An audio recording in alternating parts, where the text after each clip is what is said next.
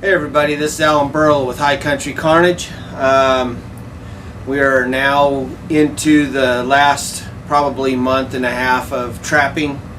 It's been the El Nino year, lots of rain, a little bit of snow, everything's always wet. So I'm gonna demonstrate something,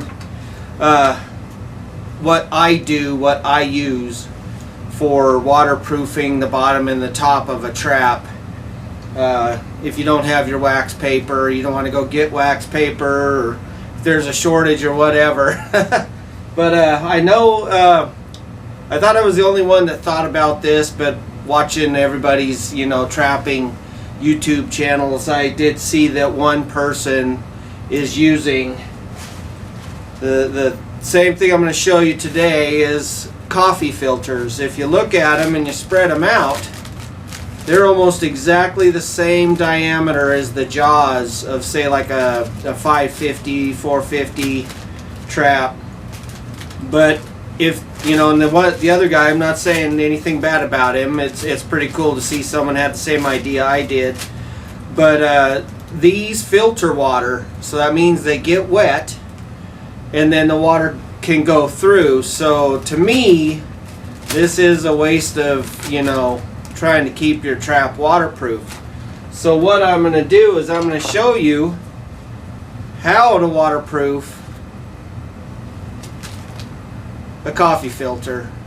Check this out. Just all you need is just your regular odorless trap wax, beeswax, whatever it is, but it melts pretty quick, pretty easy.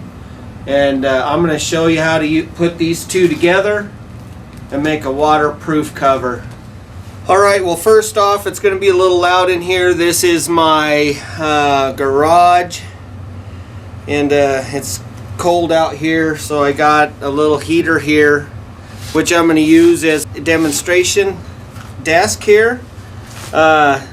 Yeah, it's a little messy in here because I'm also a taxidermist of almost 38 years, and I'm working on reproducing some buffalo horns. So, but what you're going to need is you're going to need at least a solid surface, countertop, if your wife will let you. But if not, you can use a clipboard as your flat surface, and then you have your wax. Like I said, this stuff it melts just under a little bit of heat. So what I do is I take one of the coffee filters and I try to just stretch it out, lay it flat. I take the wax on the flat edge and I'll just take it and I'll push away. I'll push away from me first, and all I'm doing is putting a light little coat of wax on this coffee filter.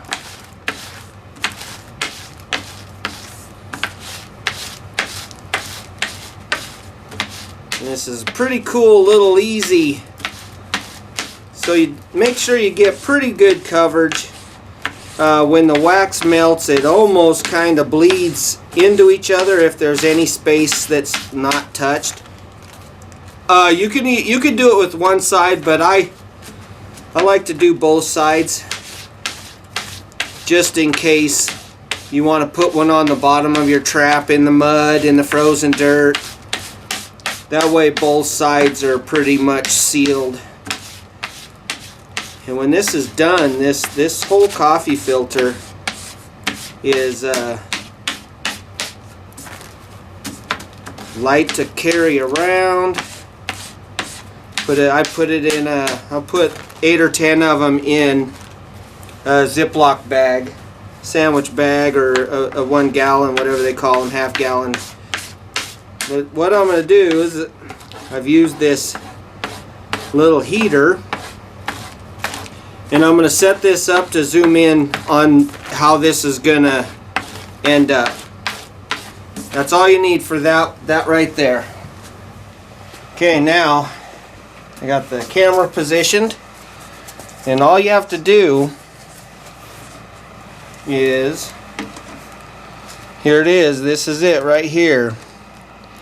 And what I do is I just set it right in front of a heater. You can use a hair dryer. You can see it starting to grease out with the wax. Now wax will be solid and secured permanently in this filter. So when you get this done, you can sit and see how it looks all waxy and greasy. And if this is where you're going to be able to see if you got full coverage or not, and see that straighten out. I'm going to put a little bit more wax on here. Missed a few spots. This is really, really easy, quick. Once that paper is heated up, it takes in more wax.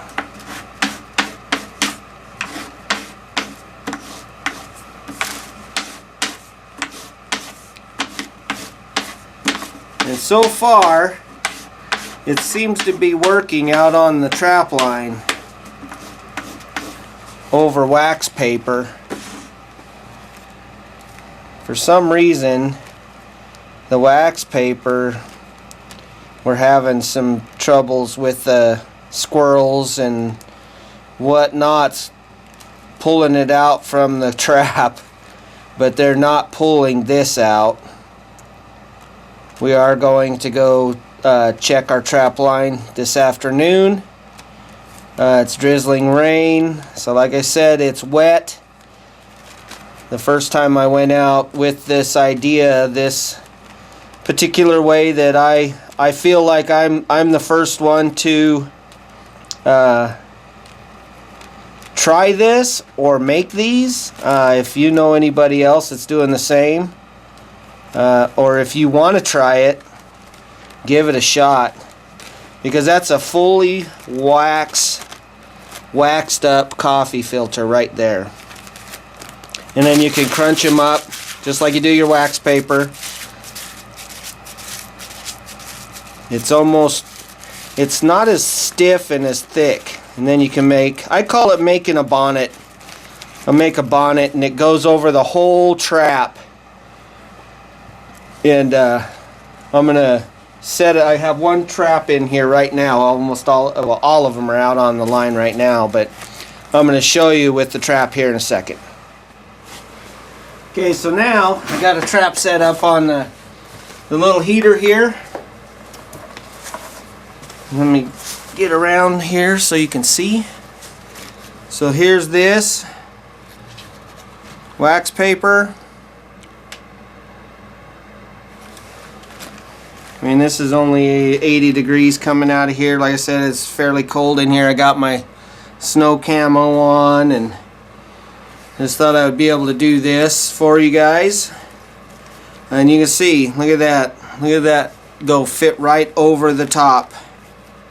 And it gives about a little less than a ½ inch on the outside diameter of the jaws, to the point where what I'm doing, you know, instead of putting batting or any feel underneath your pan, I'm literally putting just a hand, you know, you can just hand drop your dirt on the outside edges first and then scuff it down flat.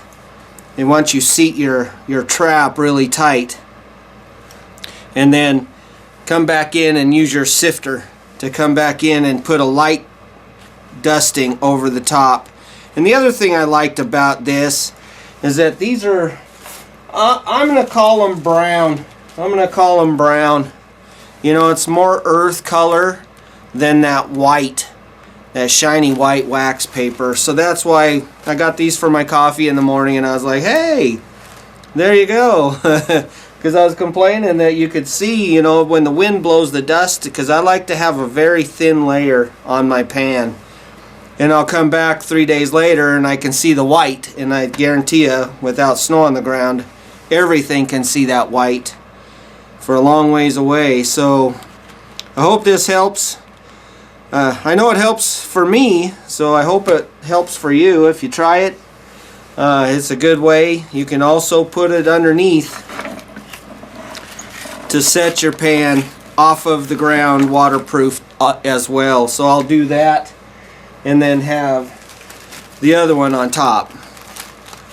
So you're fully contained, waterproof top and bottom for very little money, very little effort. It'll take me like 5 minutes to wax up probably 15 of these. Just go with, you know, there's no rhyme, no reason. Just smear the wax on, melt it. It melts fast. It cools down. It's set. So, but anyways, I hope this helps you guys down there or anywhere you're at on your trap line during the wet and frozen muck. These are working for us, so we know they'll work for you. Give them a try.